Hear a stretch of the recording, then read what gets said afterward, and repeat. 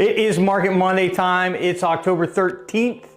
Happy Columbus Day. Thanks for joining me. Before we get started, let's take that second, subscribe, hit that notification bell so that you'll know every week when Market Monday comes up. Let us be your trusted source for real estate information on Hilton Head Island. If you give us 10 minutes once a week, we promise we'll fill you in on the local market, what's going on, and you'll be in the know. The local know, which is, make no mistake about it, real estate is local. When you're looking at real estate news, what's most important is the local real estate news.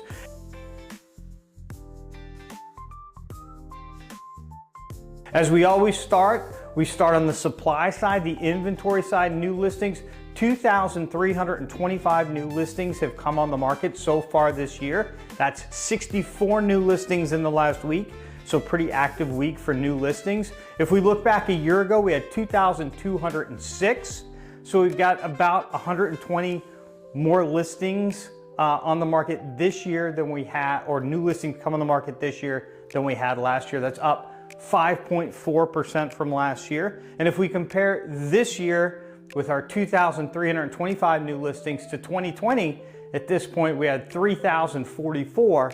So we're 24% less new listings come on the market this year than 5 years ago. Available inventory. So if you were coming to the island today and look at property, there are 870 properties available. That's up 4 from last week. At this point last year, we were sitting at 897. So we're 3% lower than we were a year ago, and we're 38% lower than what the available inventory was 5 years ago at this point. So that's the supply side of the equation, of that math equation. The demand side, the sales side, we start with pending sales. 1,645 properties have gone under contract on Hilton Head Island so far this year. That's up 43 in the last week, so 43 new pending sales in the last week. If we look a year ago, we're at 1,672, so we're 1.6% less pending sales at this point this year than where we were a year ago. And if we look back 5 years ago, we had 2,963 sales go under contract, so we're 45% less than that sales activity, that pending sales activity that we had just 5 years ago. The closed sales, 1,583 year to date. That's 52 closed sales that we added to the books this last week. At this point last year, we were sitting at 1,656, 4.5% more sales a year ago than we have right now. So we're 4.5% lower now than we were at this point last year. And again, going back to 2020, we had closed 2,629. So we're 40% lower in closed sales compared to 5 years ago.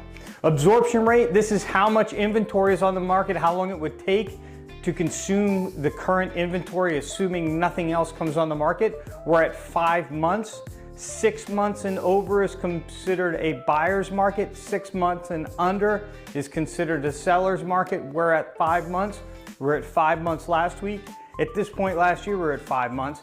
If we look back 5 years ago to 2020, we're sitting at about 4.5 months right now. That 4.5 months went way down into 2021, but it took us a while to consume all that ghost inventory that people that had interest in selling over the previous 10 years decided in 2020, 2021 that now is the time. If they ever wanted to sell, everything was selling in 2020 and 2021.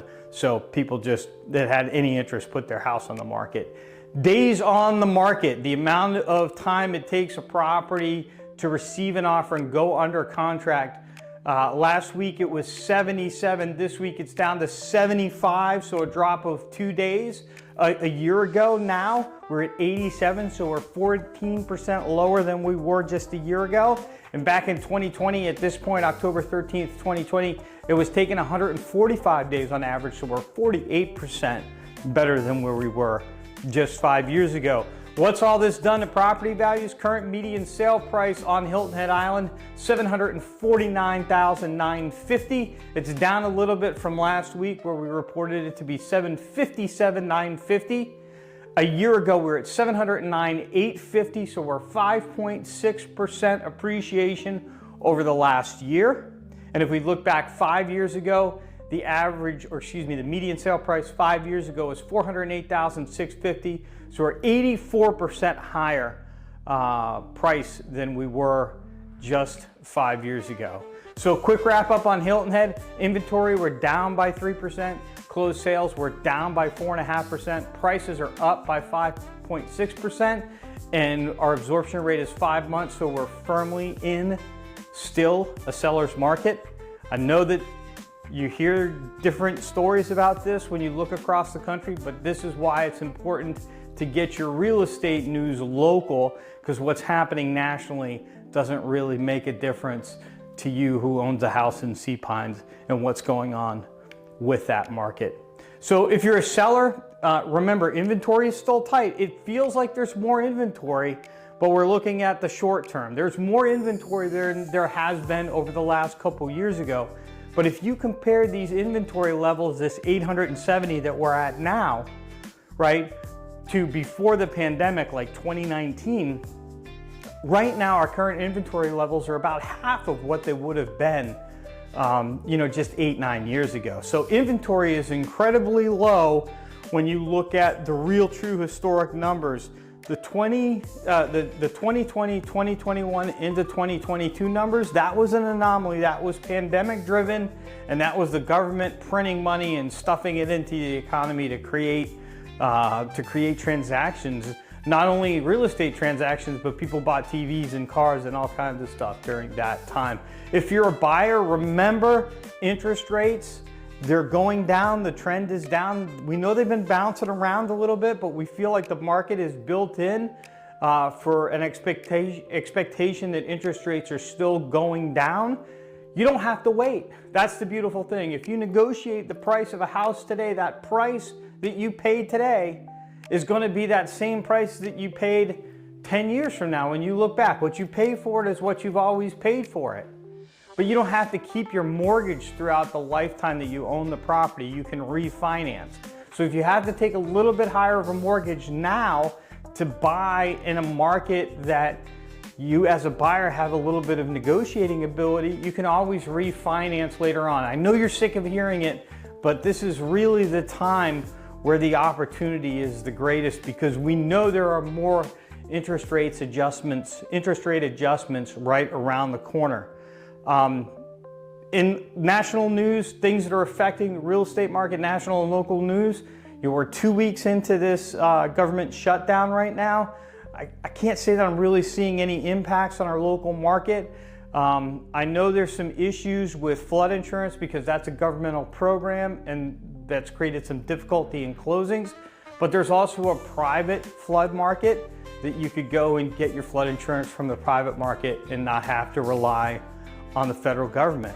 Again, the Fed's next meeting, potential opportunity for rate cuts is October 28th, 29th.